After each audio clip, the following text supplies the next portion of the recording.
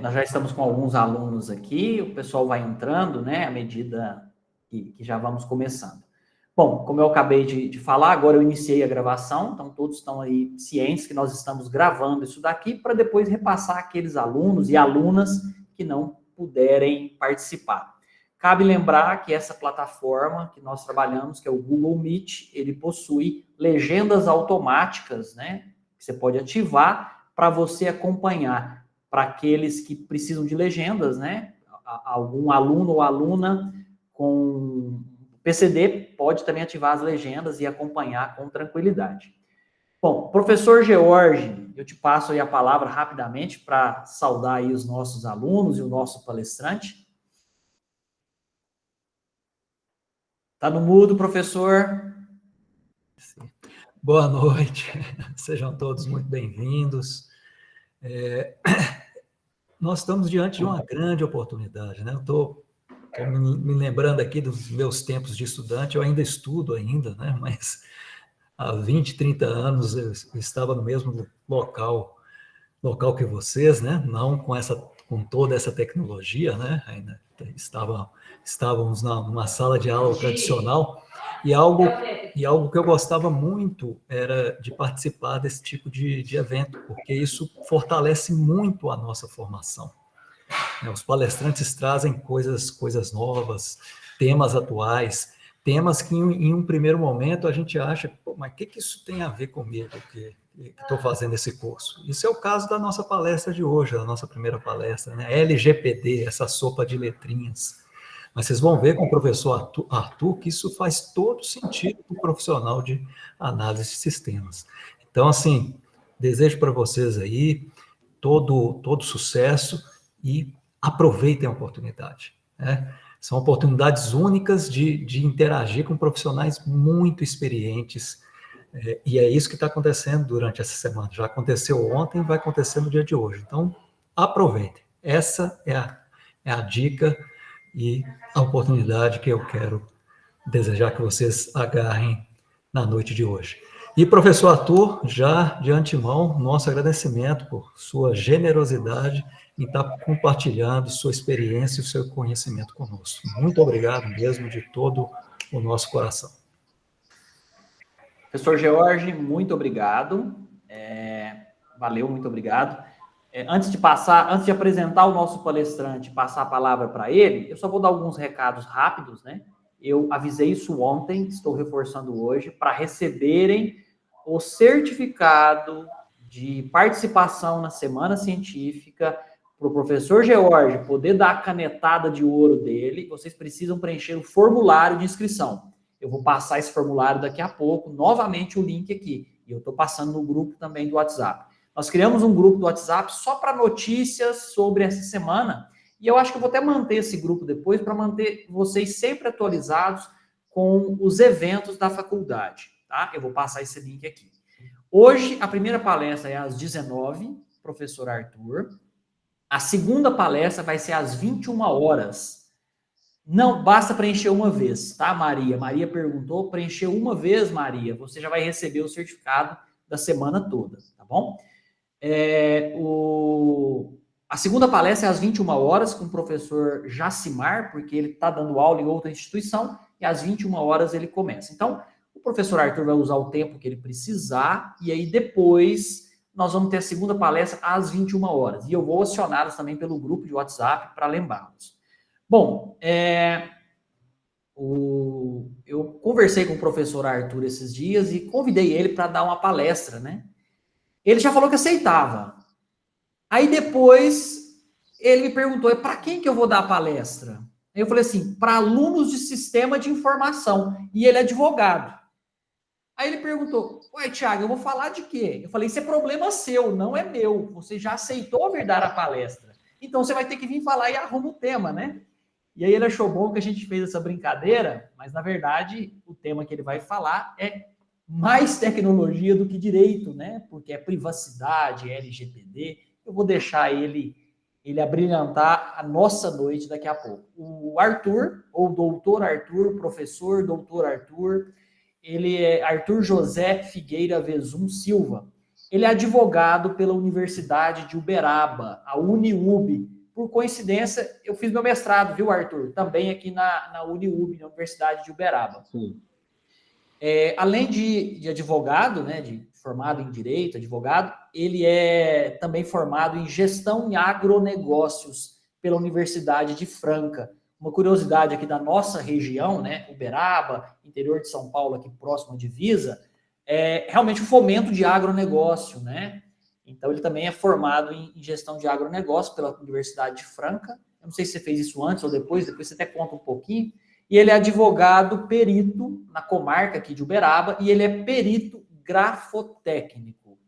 E aí tem uma curiosidade do Arthur também, que ele soltou esses dias, ele não gosta de falar, mas ele também já foi da área de TI.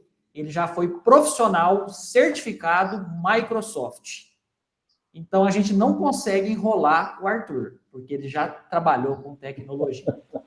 Eu já vou, então, Arthur, meu amigo, professor, doutor Arthur, te agradecer pela presteza em estar aqui conosco hoje, tá? Você, na hora, já aceitou e eu fiquei muito feliz. Então, meu muito obrigado, boas-vindas. A dinâmica hoje fica da maneira que você quiser. Se você quiser que os alunos, que as alunas façam perguntas durante ou depois, fica a seu critério. Eu também vou tomar a liberdade de fazer algumas perguntas, tá, professor? Eu também tenho algumas dúvidas aqui.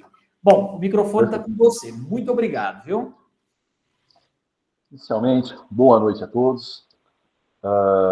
Eu vou estar olhando aqui e aqui que eu estou com as duas telas, tá? Eu vou estar acompanhando. Eu gostaria de agradecer ao professor Tiago e ao professor Jorge pelo convite, né, e pela oportunidade de estar aqui e compartilhar com vocês um pouco do que eu sei sobre a LGPD, tá? Falar um pouco da minha prática e vamos falar um pouco da teoria. Afinal de contas, nós precisamos entender o que são os conceitos, o que é LGPD exatamente, né, para aplicação no dia a dia. Vocês vão ver que é muito mais importante do que vocês imaginam e no dia a dia vocês vão precisar muito disso, tenho certeza disso. Tá certo? Bom, o Thiago já me apresentou, eu me chamo Arthur, sou advogado aqui na comarca de Uberaba, também graduado em agronegócios, e não sou alienígena, sou MCP, Windows Server 2003. Atuei há muitos anos atrás na área, mas hoje eu mal lembro os comandos. Mas vamos lá. Consegue me ouvir muito bem? Tá claro o som? Sim, estamos te ouvindo, Arthur. Perfeito. Bom, o objetivo da palestra é abordar os conceitos fundamentais, né, da LGPD, e talvez a gente vai explorar um pouco da parte jurídica no decorrer da exposição, que eu vou fazer um paralelo no dia a dia, né, da necessidade e algumas curiosidades. Mas, enfim, o que é a LGPD? A LGPD, né, ou a Lei 13.709 de 2018, é uma lei brasileira que foi aprovada em 2018, né, que controla a privacidade e o uso e tratamento de dados pessoais, e que também altera os artigos 7º ao 16 do Marco Civil da Internet. Essa regulamentação foi inspirada na GDPR, ou General Data Protection Regulation, também de 2018. Na verdade, desde os anos 70, a Europa já tinha essa preocupação com os dados. Em 95 havia uma diretiva, né? Em 2012 foi lançado o desafio, em 2016 ela foi oficializada e em 2018 promulgada, ou seja, colocada em prática. Essa regulamentação europeia, ela protege os direitos de privacidade dos cidadãos europeus e estabelece regras estritas sobre a coleta e processamento dos dados pessoais. A LGPD, ela possui alguns princípios, né? As suas atividades de tratamento de dados pessoais devem observar a boa-fé e os seguintes princípios. Inicialmente, o que é um princípio? Princípio não é norma. O princípio é o que vai balizar a formação da norma, tá certo? Então, baseado naquela ideia, cria-se uma norma. Os princípios são diversos aqui, posso enumerar, né? Vou falar alguns. A finalidade, por exemplo, é a realização do tratamento, que ela deve ocorrer para propósitos legítimos, específicos e explícitos, né? devendo ser informado o titular sem possibilidade de tratamento posterior de forma incompatível com essas finalidades. Ou seja, se o dado for usado para a instituição bancária A, ele só pode ser empregado ali. Essa instituição não pode desvirtuar e entregar para uma empresa telefônica, por exemplo. Certo? Arthur, deixa eu aproveitar e fazer uma pergunta, você me permite? Assim, claro. Fazer um parênteses na sua fala aí, que você foi comentando, e a gente começa a fazer alguns links com o nosso dia a dia, né? Por exemplo, quando eu vou até a farmácia comprar alguma coisa, ele pede o meu CPF. E se eu negar o meu CPF, essa farmácia pode praticar um preço diferente do medicamento? E já aconteceu de eu receber um SMS, uma mensagem no celular de uma fabricante de um remédio. Então, assim, eu estou aqui, não sei se foi isso que aconteceu, mas a farmácia pode ter compartilhado o meu CPF, o meu histórico de compra com uma empresa grande. Então, assim, isso pode, isso não pode? Como é que é essa história, né? E a mesma coisa no supermercado, né? Também te exige CPF, né? É como eu digo, não sejamos ingênuos, né? Os dados têm valores e as empresas vivem de captação de recursos, compra, venda, negociação. Os seus dados hoje, a informação é o ouro do século XXI. Né?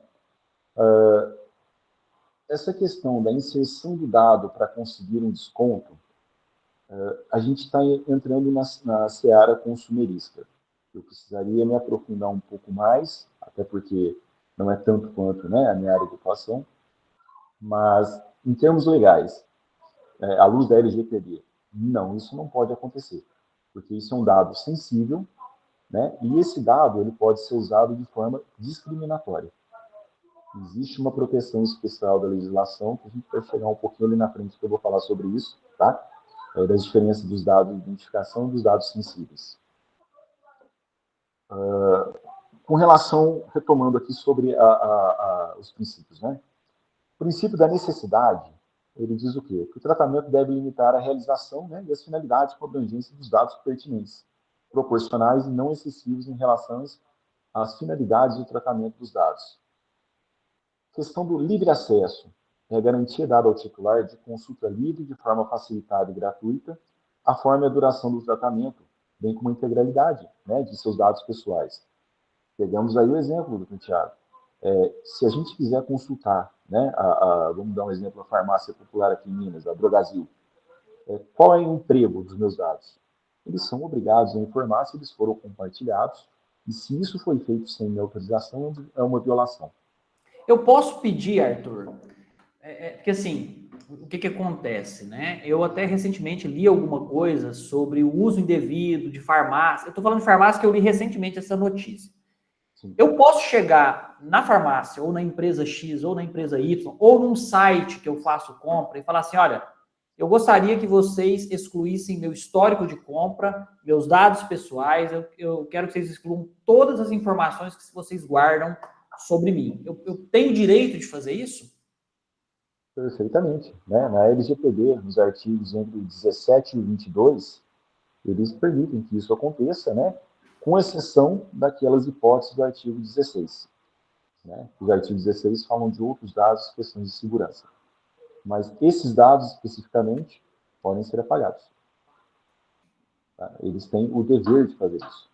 Tanto que a gente vai entrar daqui a pouco, né, na questão da segurança e na prevenção, que são outros princípios que abordam, né, transversalmente isso. Perfeito. Quando nós falamos de qualidade dos dados, é a garantia que, né, é dada aos titulares com exatidão e clareza, a relevância e toda a atualização dos dados, né, que eles possuem de acordo com a necessidade para o cumprimento da finalidade do seu tratamento. Já o princípio da transparência é uma garantia que é dada a todos os titulares que terão as informações claras, de forma precisa e facilmente acessível, sobre a realização do tratamento e os respectivos agentes de tratamento, observados os segredos comercial e industrial, que é uma das hipóteses do artigo 16 que nós falamos agora, certo? O princípio da segurança, ele trata da utilização de medidas técnicas, né, e as administrativas necessárias para a proteção dos dados pessoais de acessos a pessoas não autorizadas e de situações acidentais, né, ou ilícitas, de destruição, perda, alteração, comunicação ou difusão. Basicamente, a gente está falando do quê? Da segurança do sistema, né? Um backup, camadas de proteção, identificação do usuário, tudo isso que hoje em dia é exigido, né? Até para algumas certificações para grandes empresas. Inclusive, Arthur, aproveitando novamente o gancho do que você está falando aí, que eu acho que é bem pertinente, é que nós temos problemas, né, envolvendo segurança da informação, que é inclusive uma disciplina que os meninos e as meninas aqui cursam, salvo engano, no segundo período, que é com relação a vazamento dos dados. Por exemplo, você faz a compra num site X e, de repente, alguém invade aquele site X. E ali pega telefone, pega seu e-mail, pega seu endereço completo, pega seu histórico de compras. Eu não vou falar cartão de crédito, porque nos primórdios da internet o pessoal ainda armazenava cartão de crédito, né? Hoje nós temos aí gateways de pagamento que você não armazena. Mas o que é complicado? Você tem que pensar até onde você vai fazer a compra, porque talvez a empresa não vai agir de forma errada, mas alguém pode invadir aquilo ali e pegar os dados. E a responsabilidade é de quem está guardando esses dados, né?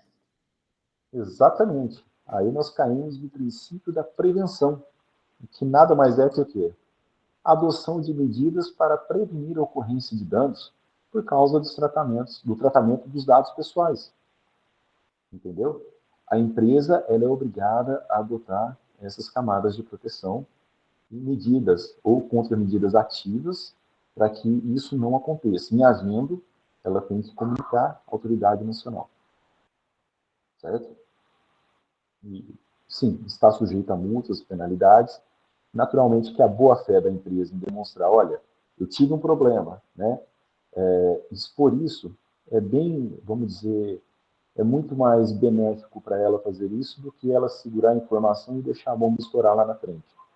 Porque as multas, que a gente vai falar lá na frente, são pesadas. Princípio da não discriminação. O que é isso? É o tratamento que sustenta que os tratamentos de dados eles não podem ser realizados para fins discriminatórios, ilícitos ou abusivos. Eu não posso separar ali dentro do tratamento de dados, por exemplo, uma pessoa com uma orientação política, orientação sexual, questões de saúde. Não posso colocar que tal pessoa tem determinada doença, essa não. Isso é uma questão discriminatória que não pode acontecer. E se houver, está sujeita a penalidades. Você falou questão de saúde. Eu entendo, né? Eu não sei se o nome, a terminologia correta é dado sensível ou não, não sei se é essa a terminologia. Mas a questão de saúde é algo de foro íntimo, assim, um hospital, né, deixar vazar dados que talvez o professor Arthur tenha uma doença grave, ou alguém tá grávida, a mulher tá grávida. Isso aí, e a pessoa não quer divulgar isso é algo também que eu considero uma violação de privacidade, né? Depois eu quero que você complemente isso daí. E eu quero aproveitar esse gancho para falar de privacidade, né? Porque o que você está trazendo para nós aqui, o doutor Arthur, o que você está trazendo para nós, a gente está vendo aqui do outro lado do balcão, mas justamente para jogar esse pensamento e esse cuidado em quem constrói sistemas. Porque eu sei que se eu fizer alguma coisa aqui no armazenamento, na transmissão de informação crítica, e isso der problema, tiver um vazamento, a empresa será responsabilizada. Então, o programador, o arquiteto de software, o engenheiro de software, ele tem que ter esse cuidado.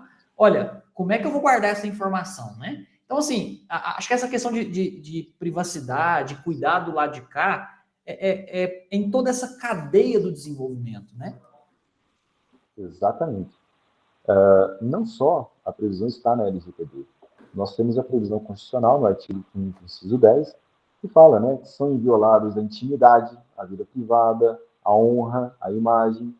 E quando nós chegamos no artigo 2º, inciso 4º da LGPD, basicamente ela traz, né, essencialmente isso, a inviolabilidade contra a imagem, contra a honra, etc. Tudo isso em havendo, é passível de reparação, certo? E acontece na esfera civil. Dependendo, pode desaguar, inclusive, na esfera criminal. Como, por exemplo, né, não raro nós vemos aí casos de imagens de pessoas, né, imagens, fotos íntimas, que são vazadas. Muitas vezes, seja por um ataque, né, de um aplicativo maldoso, ou até o técnico de informática foi lá fazer um reparo, opa, achou nudes aqui, segura, e resolve vender ou publicar, né, em algum site de conteúdo adulto, rastrear isso, etc. A gente existe uma proteção para isso tudo, inclusive a possibilidade de intervenção policial para estar sendo rastreado. Perfeito? Certo. Arthur, e você já trabalhou ou teve contato com algum caso, né, na sua experiência aí, profissional, relacionado à privacidade de algum tipo, com meios eletrônicos, de celular, de computador? Sim, sim. Tivemos uma questão... Pode contar o milagre, mas não pode contar o santo, né? Não é assim que funciona? Exatamente.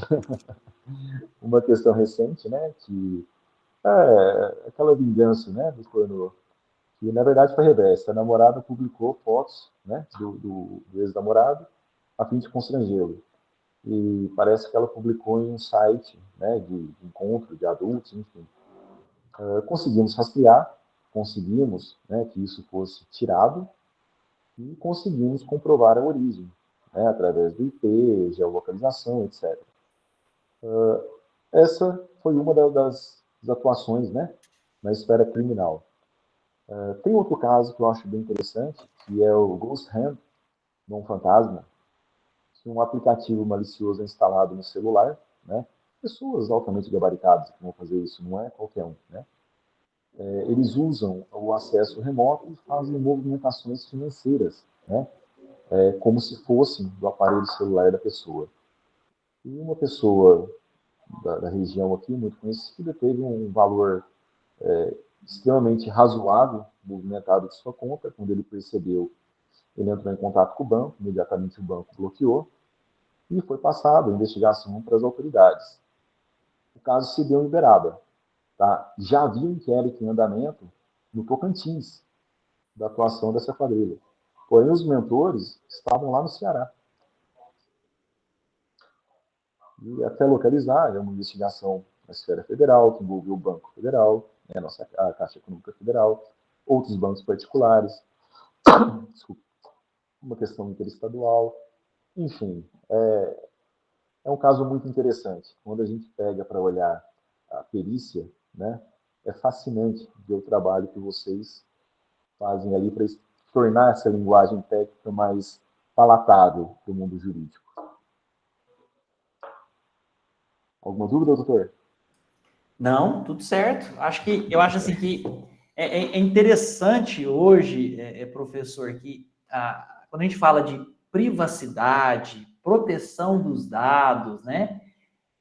Na verdade, a gente vive aí uma dualidade, uma dicotomia. Por quê? Do mesmo jeito que a gente está aqui preocupado com proteção dos dados e preocupado com privacidade, nós estamos utilizando redes sociais, a rede social X, rede social Y. Não só o fato de você publicar alguma coisa, uma foto no Instagram, não é só o fato de você fazer isso, mas só de você acessar uma rede social, todos os seus dados estão sendo monitorados, mensurados, guardados e utilizados para gerar dinheiro. Então, às vezes, você está rolando o feed de uma mídia social. Se você se detém por meio segundo a mais em uma foto, isso é registrado. Se você clica em alguma tag, isso é registrado. Então, imagina o rastro digital que todos nós entregamos de bandeja para as grandes empresas, né, que coordenam essas mídias sociais. E qual que é o objetivo disso? É dinheiro. Então, assim, só pra, já que eu estou fazendo esse parênteses, por exemplo, já aconteceu, acho que com vocês deve ter acontecido algo semelhante, de você, às vezes, pensar em alguma coisa, procurar alguma coisa num dia e vir ali depois uma propaganda exatamente do que você precisava. Ou então, você faz uma pesquisa, por exemplo, sobre imunidade baixa, alguma coisa assim, e vem uma propaganda depois de um remédio, tipo, perguntando isso diretamente. Tudo isso são dados, né? E aí, o doutor Arthur, eu penso o seguinte, você vai fazer um cadastro no Facebook, no Instagram, aí você aceita os termos? Eu nunca li. Você é advogado, você deve ter lido já. Eu nunca li. Então, isso às vezes deixa a gente um pouco preocupado, né? O tanto de informação que a gente entrega de bandeja, a nossa privacidade, será que ela existe hoje? E o que que a gente de tecnologia tem que fazer, cara? Então, assim, não sei, é realmente um discurso interessante, né? Privacidade é relativa. Né? Vamos partir desse ponto de princípio. A privacidade é relativa. Sem medo de errar, eu posso dizer, ninguém, nenhum de vocês aí, né, nenhum dos senhores, leu todos os termos do Instagram, do Facebook, do X, do Meta, enfim. Ninguém faz isso. É algo extremamente extenso, cansativo, chato, né? Inclusive, recentemente teve uma brincadeira nos Estados Unidos, se não me engano, que quem, né, lesse todo o conteúdo de uma autorização, do conteúdo de autorização, ganharia um prêmio, né? E parece que a pessoa ali ganhou, acho que $100 mil ou $1 milhão, porque ninguém leu, né? Então, nos princípios, né? Vamos falar da responsabilização e prestação de contas. Nada mais é aquela demonstração dada pelo controlador ou operador de todas as medidas eficazes e capazes de comprovar, né, o cumprimento da lei e a eficácia das medidas aplicadas. O operador tem essa responsabilidade, né? Arthur, tem uma pergunta aqui de um ouvinte nosso, de um aluno, que é o seguinte: professores, existe algo na LGPD que coíba os motores de inteligência artificial dos principais players de redes sociais usarem nossas fotos como banco de dados de treinamento? Antes de você responder, até ontem um palestrante comentou, o Weber, falou assim, não tem como você falar de nada hoje sem falar de inteligência artificial. E é algo muito novo, né? Então, assim, na LGPD já prevê alguma coisa, Arthur? Olha, o mundo mais dinâmico é o mundo do TI. É o mundo que mais, vamos falar assim, a ponta da lança da inovação está no TI. Os desafios surgem ali. A nossa legislação, apesar de ser recente, né, de 2018, ela já está, de certo modo, até ultrapassada. Ela precisa ser atualizada, né, as suas diretivas. Então, com a situação da inteligência artificial emergindo, né, nos últimos 2 anos, é necessário uma revisão dessa regulamentação para que a gente crie novos mecanismos, né, que possam regulamentar tudo isso. No primeiro momento, nós vamos trabalhar com analogia, como era antes da LGPD e do Marco Civil. Por exemplo, o que é um roubo? Você vai de forma sorrateira em algum local e subtrair algo. Quando eu fazia isso de um computador da minha casa, que eu invadi o seu computador na sua casa, sem estar lá, eu estava roubando, certo? Por analogia, entregava-se, né, dessa mesma forma o roubo. Depois veio a legislação e trata disso de uma forma mais técnica, mais criteriosa, né, adequada ao meio. E a inteligência artificial está aí para ser um novo desafio, que eu acredito que não vai tardar muito, novas regulamentações vão surgir. E a LGPD, de certa forma, ela precisa ser remodelada, sim. Entendi. Arthur, tem um comentário aqui de uma aluna, eu vou ler também para você, a Patrícia Fraga, ela comentou o seguinte, mesmo que lêssemos, não poderíamos mudar nada, aderir ou não aderir. A proibição é daqueles que guardam os dados, né? Mantê-los em sigilo, né? Os nossos dados estão sendo utilizados, né? Arthur, eu não quero fugir do seu tema, né? Mas, assim, como eu comentei, que até o Weber falou ontem, né? A questão da inteligência artificial, e olhando para a sua profissão, né? De advogado, boa parte do seu tempo você passa escrevendo peças, né? Jurídicas, documentos jurídicos, intervenções jurídicas. Muitos profissionais, até ontem eu fiz uma brincadeira, que até no meu doutorado eu tinha um estagiário, meu estagiário era inteligência artificial, que assim, ele fazia algumas coisas para me ajudar, mas eu tinha que olhar tudo, acompanhar, ver se está certo, Mas muita coisa repetitiva me ajuda a fazer. Hoje eu posso utilizar a inteligência artificial para escrever códigos, né? Então, de novo, sem querer fugir do tema que você veio falar, mas a gente não deixa de fazer link da tecnologia com todas as áreas, né? E para o advogado? E para o profissional da área jurídica? O que a inteligência artificial vai ajudar, vai atrapalhar? O que você me fala? Vamos por partes. Sobre o contrato, né, que como é colocado aí de adesão. Todo contrato de adesão ele é passivo de revisão. No primeiro momento, não sendo grosseiro... O contrato da rede social, né? De adesão é um contrato do Facebook, por exemplo, ou do Instagram. Sim, é um contrato lateral. Eles dão os termos deles, se você quiser, é isso aqui. Se você se sente, né, se você não aceita, ok, não vai entrar. Mas você vai aceitar para entrar. Se em algum momento você se sentir lesado por alguma daquelas cláusulas que foram impostas, elas são passíveis de revisão judicial, certo? A grande questão é, quantas ações dessas, né, existem no Brasil hoje questionando?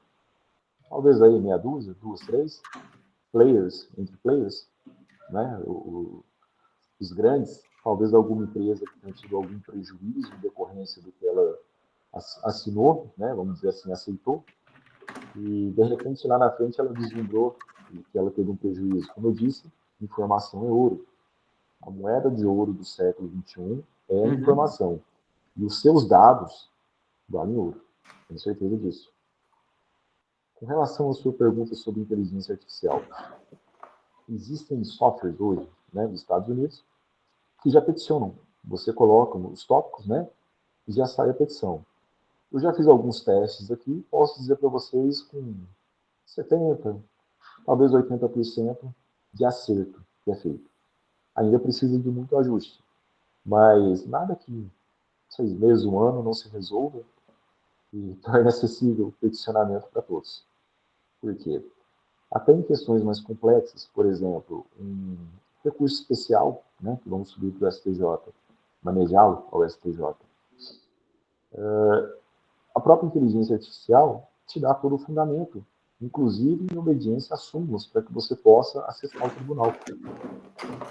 Então, é um pouco assustador, sim. Confesso para vocês que, quando a gente vislumbra, né, uma situação, você faz uma análise, você identifica 5, 6 pontos ali. A inteligência artificial vem, ela te coloca 10. Desses 10, 2 ou 3 talvez sejam absurdos, mas sempre um ou outro vai ser encaixado de uma forma que você não imaginava ser possível.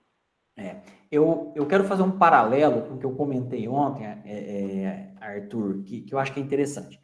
Nós temos uma plataforma hoje, que foi comprada pela Microsoft recentemente, que se chama GitHub. O que é isso? É um repositório. Eu uso isso para colocar os códigos que eu estou desenvolvendo, os programas que eu estou desenvolvendo, eu coloco tudo no GitHub. Eu posso deixar isso lá privado ou posso deixar público. Por exemplo, se eu quiser contribuir no código-fonte do Linux, eu posso entrar no repositório público e contribuir com o código-fonte de um programa X, de um programa Y. E posso guardar minhas coisas privadas. A Microsoft, ela usou inteligência artificial e criou um copiloto.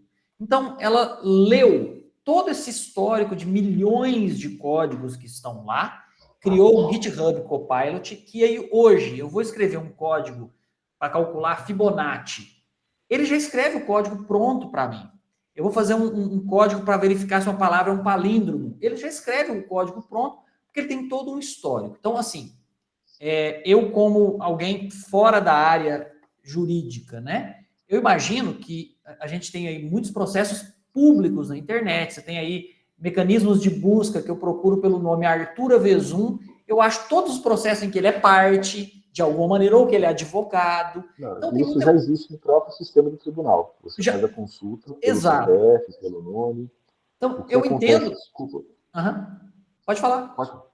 Eu entendo que isso aí pode ser combustível, se já não é, se já não foi, pode ser combustível muito valioso para uma inteligência artificial aprender, usar aquilo ali, e esses 80% que você falou de acerto hoje, daqui 6 meses, igual você mesmo disse, daqui 1 ano, vai ser 85%, depois vai ser 90%, e vai crescer exponencial. Ainda mais a gente olhando que, eu acredito, né, que o direito é altamente técnico, né?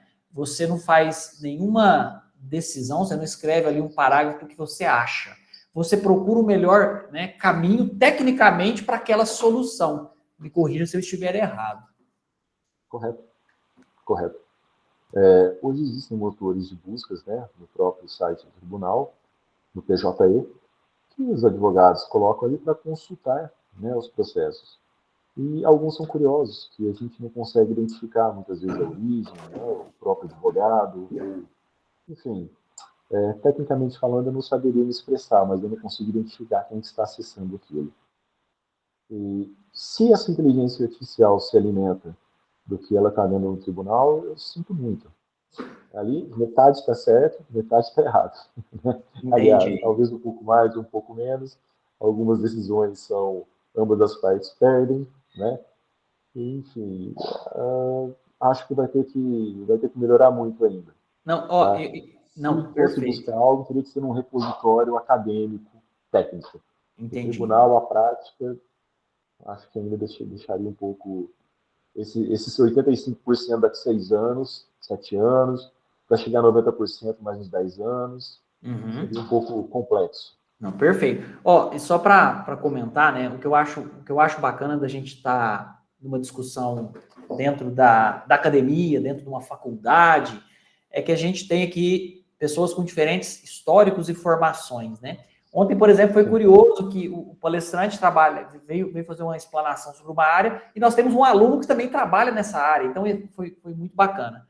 Só para comentar que a aluna primeiro, o Wellington escreveu, né? Esse assunto é uma das principais discussões e polêmicas entre ELA e China. No caso, os Estados Unidos acusando a China de espionagem através do TikTok. A gente tem visto isso na mídia, daqui a pouquinho, se você quiser comentar um pouco. E a Patrícia trouxe algo bem interessante em português também. Regulamento europeu recém-aprovado sobre inteligência artificial. Eu olhei aqui, está em português de Portugal.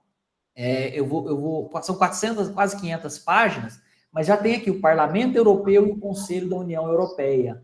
Então, de forma análoga ao que aconteceu com a LGPD, que soltaram lá primeiro o GDPR, depois, né, nós fomos atrás, pode ser que algo venha nesse sentido, né? E Correto. eu falei isso já. Curioso como tudo hoje que você vai tratar, se acaba dando volta e caindo na inteligência artificial, que é a nossa realidade, né? Exatamente. Quando nós falamos do TikTok, né, existem várias possibilidades, inclusive teorias da conspiração, né, que pairam ali. Mas fato é que, por exemplo, os carros elétricos hoje, eles dispõem de sistemas eletrônicos, né, com acesso à internet, e nada impede que o fabricante tenha acessos, né, ao interior do país, coisas que somente operações de inteligência estruturadas teriam, né? Coisas que simplesmente ver por um satélite de cima é uma coisa. Um carro em movimento com uma câmera te mostrando em tempo real os arredores de Brasília, por exemplo, é totalmente diferente. Seria uma pesquisa involuntária, né? Tudo isso começou com caça Pokémon. Lembra disso? Uhum. Então, assim, existem uma miríade de possibilidades. E a inteligência artificial, sim, ela necessita de regulamentação. Porque eu não digo que ela possa emburrecer, ela precisa ser supervisionada.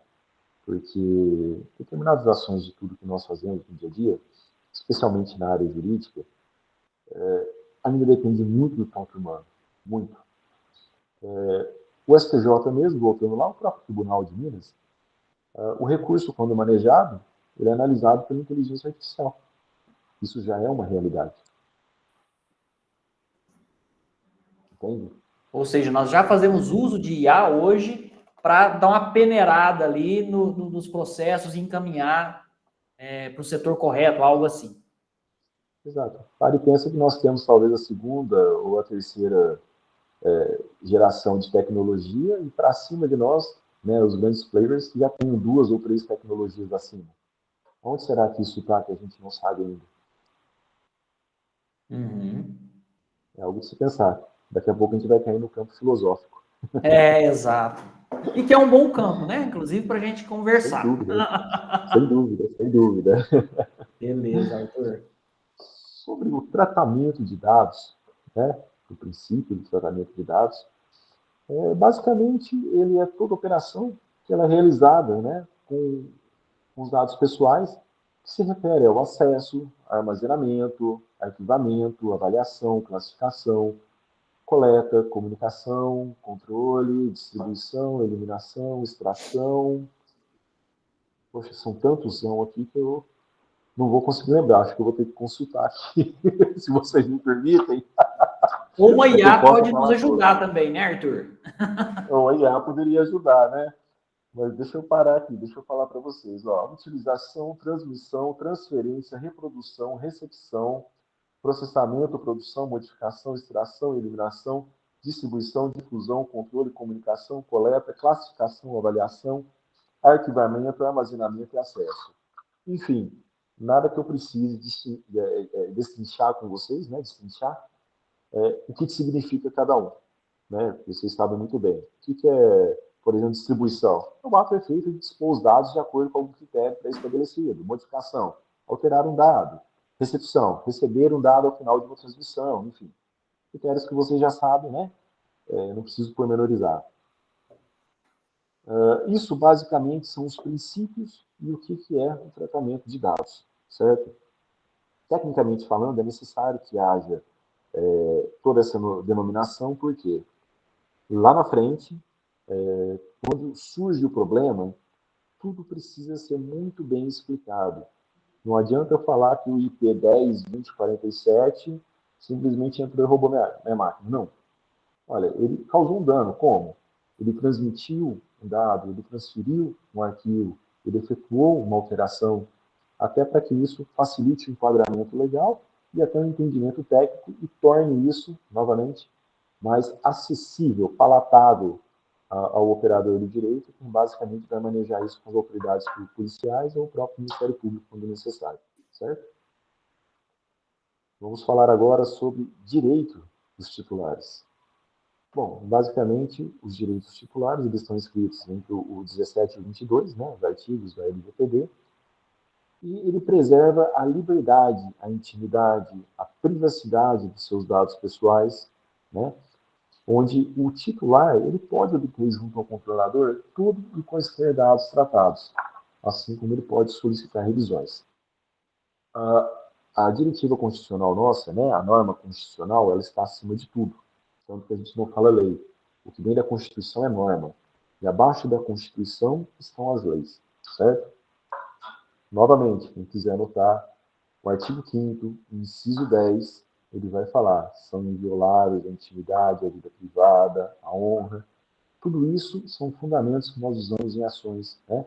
Danos morais, né? Quando necessário com uso indevido de imagem, exposição de intimidade, etc. Então, dentro desses direitos, nós temos que entender aqui que a exploração dos seus dados ela está sujeita ao seu consentimento. Mas o que é exatamente consentimento? Doutor Tiago, posso? Pode. Não é assim. Tá? Se a gente olhar o artigo 5º, o inciso 12 da LGPD, a gente vai ter que entender de início, né, que nós precisamos esclarecer o que é o consentimento como base legal do tratamento dos dados pessoais. Certo? Tratamento, vamos recapitular. É toda operação que é realizada com os dados de pessoas vivas. Certo? Isso é muito importante ser lembrado. Pessoas vivas. A LGPD, ela define como consentimento a manifestação livre, né, desde que informado de forma inequívoca, pela qual o titular vai concordar com o tratamento de seus dados pessoais, com uma finalidade determinada, sempre. Não pode ser aberto para qualquer finalidade. Contudo, né, existem as diretrizes do Comitê Europeu para a Proteção de Dados, que basicamente fala o quê? Livre. A escolha... Só um instante. Caiu aqui. A diretiva livre, né? Ela implica como uma verdadeira escolha do controle para os titulares dos dados. Em outras palavras, o titular, se ele não pode exercer uma escolha, né? Se sentir coagido, dar o consentimento ou sofrer consequências negativas, caso não consinta, certo? Então, o consentimento, ele não tem validade. Simplesmente recebeu e faça o que quer. Quando é informada, ela é necessário que seja cientificado o titular, pelo menos um dos seguintes elementos. Quem é o responsável pelo tratamento, qual vai ser a finalidade, qual o tipo de dado que vai ser coletado, qual a existência, né, do direito em retirar o consentimento, as informações sobre a utilização dos dados para decisões automatizadas, caímos no campo da inteligência artificial, né, e sobre os possíveis riscos de transferência de dados devido à inexistência de garantias adequadas ou legislações pertinentes. E existe a ciência inequívoca, que é o caso do Brasil, onde o controlador deve conseguir comprovar, por meio físico ou digital, que obteve a autorização do titular dos dados para tratar os seus dados, certo? Esse meio, por exemplo, é muito empregado com o banco, quando você vai fazer sua conta, que você faz a sua selfie, algumas vezes pedem assinatura, faz uma leitura do seu rosto, trabalha-se uma geolocalização, enfim, existem meios para que nem sempre são eficazes, são chamados de inequívocos, porém, são relativizados. Eu tenho situações aqui de pessoas que fizeram uso de nome de terceiros, né, de forma fraudulenta. Chegava com o celular, tirava uma foto e fazia todo o esquema, vamos dizer assim, né? Isso aí é coisa que se desenrola até hoje, mas posso adiantar que a LGPD foi usada e estamos diante de uma possível organização criminosa. Ou seja, a pessoa tirou uma foto do Arthur Avezum e abre uma conta, nem conheço o Arthur, tirei uma foto dele e eu abro uma conta e uso aquilo ali para ser a prova, a selfie, né, com todo aquele conjunto ali de características de prova, que é a geolocalização, versão do sistema operacional do celular. Não sei se você sabia, Arthur, conhece, né, essa parte. Quando a gente fala de biometria, eu vou simplesmente tirar uma selfie ali. Então, para comprovar que é o Thiago Baciotti que está assinando aquela transação no banco, é só a selfie dele? Na verdade, é um conjunto de informações, né? Porque é a selfie, é a geolocalização, é a bateria do seu celular, percentual de carga, até isso ele guarda e armazena. Hoje é possível você saber se é o Arthur ou não que está usando o celular pela pegada digital da forma como ele toca a tela. Então, existe uma fingerprint, né, que é uma impressão digital, né, a tradução. Sim. Fingerprint, da velocidade que você toca a tela, onde que você aperta mais. Então, até isso é usado para tentar chegar na inequívoca que você falou, forma de provar, né? Não sei se consegue ou não. Sim, e ainda assim é relativizado, porque o correto é fazer uma selfie. Como que você faz uma selfie? Utilizando a sua câmera aqui, ó, frontal. Utilizando a câmera frontal. Geralmente os celulares têm duas câmeras, né? A frontal e a traseira. E essas fotos fraudulentas raramente são feitas de forma de selfie. Geralmente eles fazem pela câmera frontal. E isso tem sido o elemento combativo aí que nós usamos, empregamos, né? Para relativizar essa identidade digital que o banco tenta colocar de forma inequívoca. Tá? Esse é um dos elementos que a gente consegue mostrar. Olha, não foi a pessoa que tirou.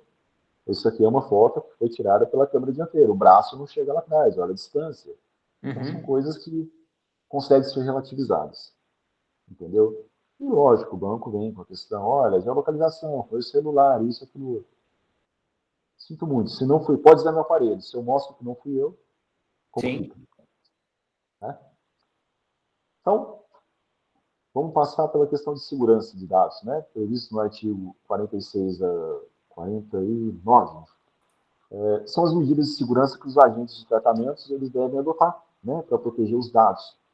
Então, algumas delas são a confidencialidade, né? Os dados devem ser conhecidos apenas para quem precisa deles, ou for fazer o uso deles.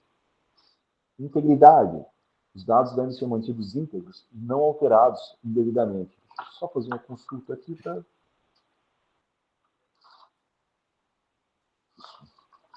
A disponibilidade dos dados, elas devem estar sempre quando necessários, né, ou solicitados pela autoridade.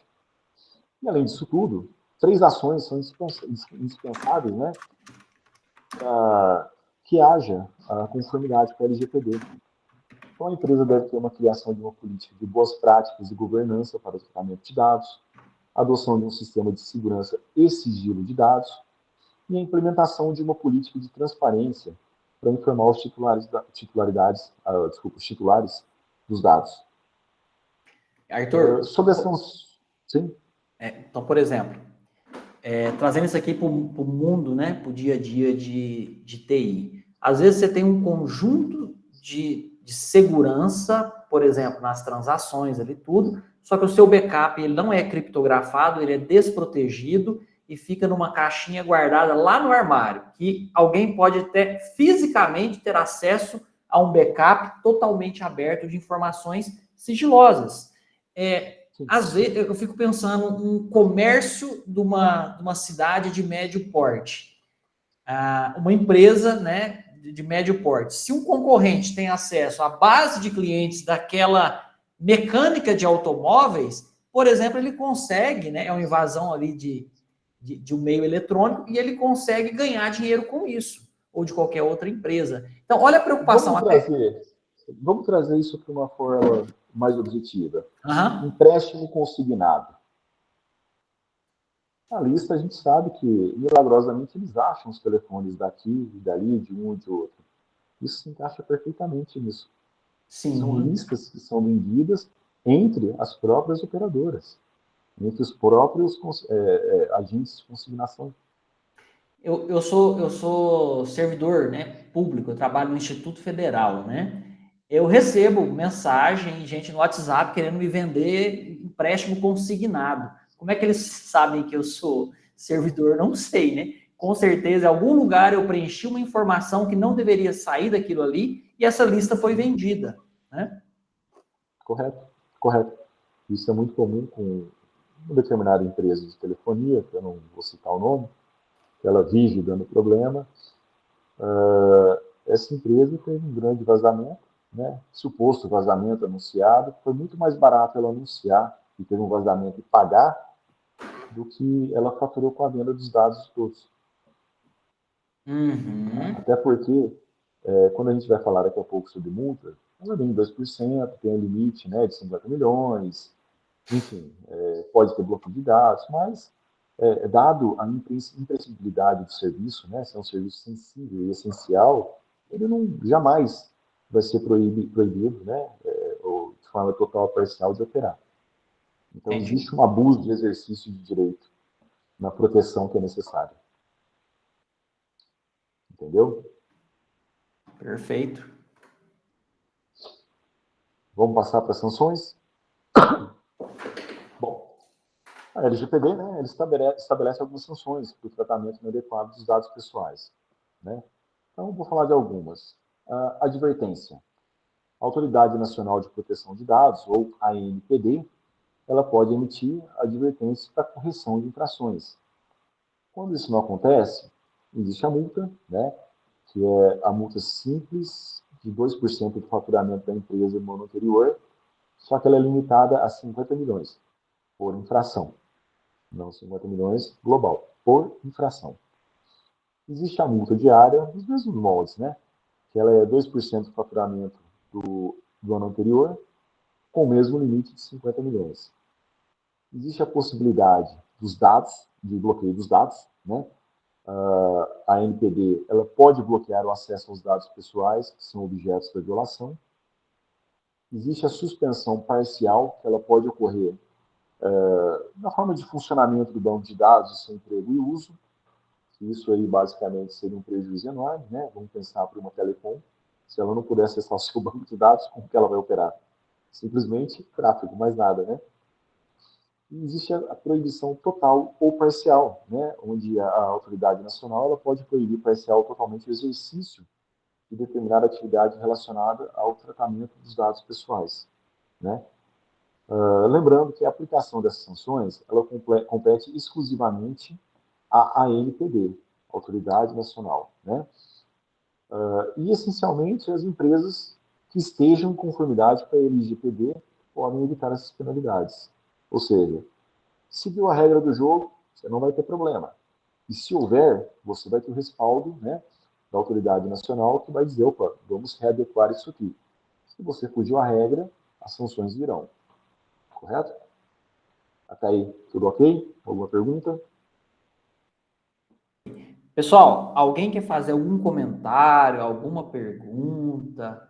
Estão deixando só eu falar e eu falo demais. O Arthur também fala demais. A gente quer ouvir vocês, né? Eu estou gostando muito também da contribuição que eles estão mandando aqui pelo chat, né, Arthur? Igual eu já li alguns para você. Mas, pessoal, se alguém quiser fazer algum comentário, tiver alguma dúvida, né? Só levanta a mão, só abre o microfone, tá? Bem à vontade, tá bom? Perfeito, Arthur. Qualquer coisa aqui eu vou te avisando, tá? Perfeito, perfeito. Bom, então, deixa eu ver o que mais eu posso estar falando aqui. Sobre dados sensíveis, dados de identificação, nós já falamos, correto? Em uma breve exposição.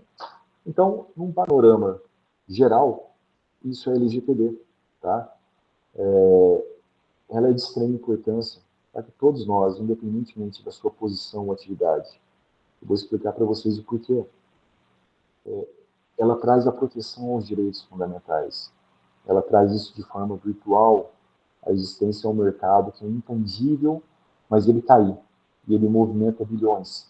E a sua vida depende disso, certo? Então, a LGPD ela vem para quê?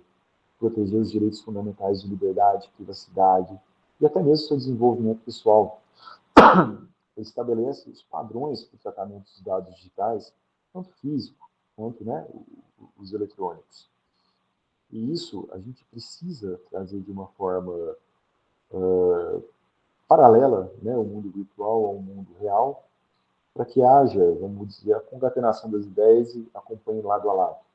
E até então, se a gente pensa nisso há 20, 30 anos atrás, eu não pensava numa legislação dessa, certo? Ela fala sobre o consentimento titular dos dados, né, a sua existência e essencialidade. A lei garante que todo cidadão possa solicitar a exclusão de seus dados, revogar qualquer consentimento e até transferir os dados para outros fornecedores de serviço, né? E traz fiscalizações e penalidade. Por quê? A Autoridade Nacional de Proteção de Dados, dados pessoais, desculpa, a ANPD, ela fiscaliza e vai aplicar as multas por descumprimentos, falhas de segurança, tudo inclusive pode resultar multa, né, como eu disse, de 2% a 50%, a 50 milhões por infração. Ou seja, a LGPD foi um salto incrível para a nossa legislação, para a sociedade brasileira como um todo, né? E com toda a dinâmica como nós temos agora, né, a inteligência artificial, ela já está velha. Com 6 anos já tem uma legislação que, desculpa, entre aspas, né, não vou dizer que ela nasceu velha, mas ela foi muito rapidamente superada. E hoje a gente precisa dar uma modernizada. E é uma legislação que precisa estar em constante atualização. Ela não é uma lei que, né, como a gente pega lá a Constituição Americana, que está lá desde 1700 e bolinha até agora, né, 1779, se não me engano, 76, 9, não lembro. E até agora, e está lá valendo. Não. Essas normas para a internet, para o mundo digital, ela vai mudar. Vai mudar e vai mudar muito profundamente. A inteligência artificial é uma nova revolução. Nós tivemos a revolução do fogo, né, a roda, a revolução industrial, tivemos a revolução na internet, e eu não tenho medo de me atrever a dizer, nós vamos ter a revolução da inteligência artificial. Certo? Em resumo, a LGPD ela busca criar, então, um ambiente seguro e regulamentado para a proteção dos dados pessoais de todos os cidadãos brasileiros e estrangeiros que sejam residentes no país ou que estejam presentes no país. Perfeito? Professor, se nós tivermos um tempo e for pertinente, eu posso fazer um breve paralelo entre a LGPD e a GDPR. É possível ou nós... Sim, não, acho que nós temos mais uns minutos, sim, Arthur, se quiser fazer esse paralelo, entre a LGPD, que é a nossa Lei Geral de Proteção dos Dados brasileira, e a GDPR. GPDR, certo. Que é a europeia, que meio que serviu até como fomento para a gente construir a nossa, né? Exatamente, ela foi referência. A LGPD, né, como nós falamos, a Lei 3.709, ela foi aprovada em agosto de 2018, com a vigência a partir de agosto de 2020, correto? Nós tivemos um prazo para adequação. Já a GPDR, ela é de 2016, que entra em vigor em 2018, né? E ela vem substituindo a diretiva 95/46/CE, que é o Regulamento Geral de Proteção de Dados, em inglês, General Data Protection Regulation, GDPR. E uma das primeiras consequências dessa regulação foi ter conseguido obrigar o Facebook e o Google a mudar a forma como eles coletavam e tratavam os dados na Europa, né? Afinal de contas, lá, essa parte, a imagem, a pessoalidade, a individualidade e o meu eu, existe uma proteção muito grande. Não é relativizado, como acontece muito por aqui, né? A LGPD, ela faz o quê? Ela protege os dados pessoais dos cidadãos brasileiros, regulando seu tratamento por empresas e órgãos públicos, certo? Já o GPDR, ele tem o mesmo objetivo, mas ele vai se aplicar a todos os países da União Europeia, abrangendo os dados de cidadãos europeus. Ou seja, é algo só nosso para nós, né? Nem sempre vai, diferentemente da LGPD, que se você estiver aqui, você tem a proteção, certo? Lá não necessariamente você vai ter, dependendo de onde você estiver. Não é isso que a lei fala, ok? Sobre a questão do consentimento, que é um dos pontos fundamentais, né, quando a gente fala de LGPD, dentro da LGPD exige o consentimento explícito, né, para o processamento de dados. A GPDR, ela também pede isso, consentimento explícito. Porém, ela tem regras mais rigorosas sobre como obter e registrar o consentimento. Tá? Os direitos dos titulares, tanto em uma empresa, quanto em uma legislação quanto em outra, elas garantem os direitos aos titulares de dados, como acesso, retificação, exclusão, portabilidade. E a responsabilidade das empresas, quando a gente fala de LGPD, a empresa deve nomear um encarregado de proteção de dados, o DPO, e adotar as medidas de segurança. A GPDR exige também a nomeação de um DPO, e impõe as multas mais altas por violações de dados, ou seja, isso já demonstra uma preocupação maior com a esfera particular, né? As multas LGPD, eu já falei para vocês, né? 2%, 50 milhões, né? Limitados à infração. Já a GPDR, as multas, elas podem ser de até 4% do faturamento global da empresa, né? Ou 20 milhões de euros, dependendo da gravidade da violação. Em resumo, tanto a LGPD quanto a GDPR, elas buscam o quê? Proteger os dados pessoais, mas diferem em detalhes, como multas de aplicações geográficas. Ambas são importantes para a privacidade dos cidadãos e funcionam como seguro das empresas. Correto? E, nesse momento, me coloco à disposição de todos vocês e gostaria de esclarecer dúvidas, caso hajam aqui. Espero ter sido claro na exposição, com perdão da velocidade, mas com o tempo curto, né? Tentei colocar o máximo possível para que vocês entendessem na prática do dia a dia o que é. Não, perfeito, perfeito. Arthur, tem uma dúvida aqui e eu só quero registrar que o professor Flávio acabou de entrar aqui. O Flávio, se estiver aí, abre sua câmera, a gente quer ver você. E tem aqui uma dúvida de uma aluna que o Nuxan escreveu o seguinte: saiu um tempo atrás que o Google estava desativando contas por armazenar mídias que eles definiam como inadequadas. Isso quer dizer que o sistema do Google analisou automática ou manualmente essas mídias em questão. Estou chutando aqui filmes, por exemplo, né? Pirataria de filmes, não sei. Essas mídias em questão, que em tese deveriam ser criptografadas e somente o dono delas teria acesso, né? Do ponto de vista ético e também do ponto de vista legal, como é que a gente enxerga isso? O Google olhou lá a conta do Arthur e viu que o Arthur tinha um filme lá, O Pequeno Príncipe, tá lá. Arthur, você não pode armazenar isso, eu vou excluir sua conta. Ué, mas então você estava fuçando na minha conta? E aí? E nós caímos, então, no campo da honra, da intimidade e privacidade. Porém, no artigo 16, como eu disse, né, nós temos algumas exceções, né, que são justamente direcionadas a campos de segurança. Então, eu acredito que o Google tenha filtros, por exemplo, contra pornografia infantil, né? Ele não vai analisar todo o conteúdo, mas ele vai buscar, né, por exemplo, conteúdo explícito de drogas, pornografia infantil ou coisas que são, né, ele vai fazer uma análise prévia de forma análoga a metadados ou uma simples análise, né? Não total. Se você entender que aquilo não seja passível disso, você tem possibilidade de recorrer e mostrar, opa, olha, não é bem assim, tá? Uhum. Aquela foto é uma perna cruzando em cima da outra que parece uma nádega, não é uma nádega. Não é, entendi. Ah, é muito bacana. Bom, Arthur, para fechar aqui, o Daniel Cardoso escreveu: parabéns, muito esclarecedor e a didática perfeita. Né?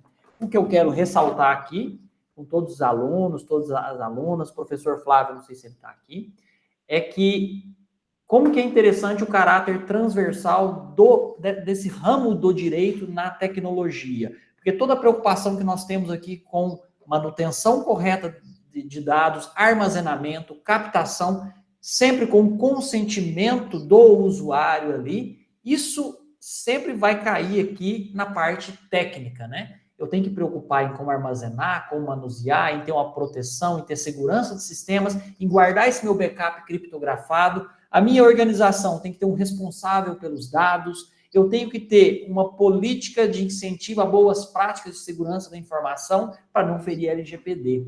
Então, hoje, mais do que nunca, o profissional de TI, de ADS, de sistema, de computação, ele tem que ter um conhecimento aí, pelo menos conceitos fundamentais, conceitos básicos dessa área de segurança da informação, da área de privacidade e LGPD. Porque nós vamos lidar com isso, né? E, no mais, Arthur, eu queria agradecer demais a sua participação, né? Eu fiz aquela brincadeira no começo, né, que você me perguntou, eu vou falar de quê? O problema é seu, mas assim, você escolheu um tema realmente excelente, que tem tudo a ver aqui com a área de tecnologia.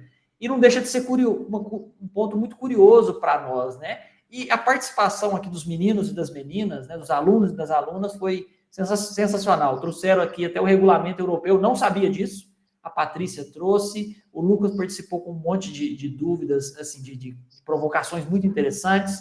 Wellington,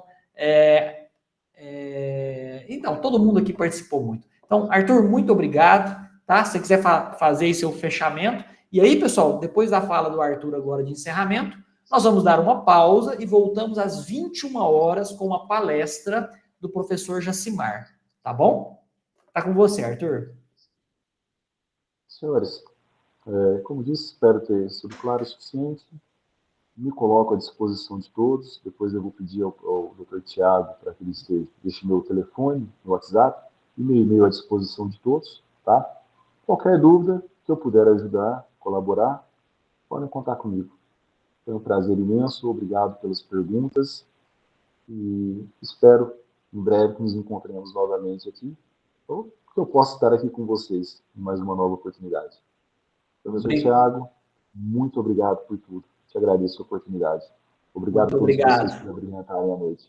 Muito obrigado, Arthur, e todos que estiveram presentes. Pessoal, vamos dar uma pausa, voltamos às 21 horas, tá bom?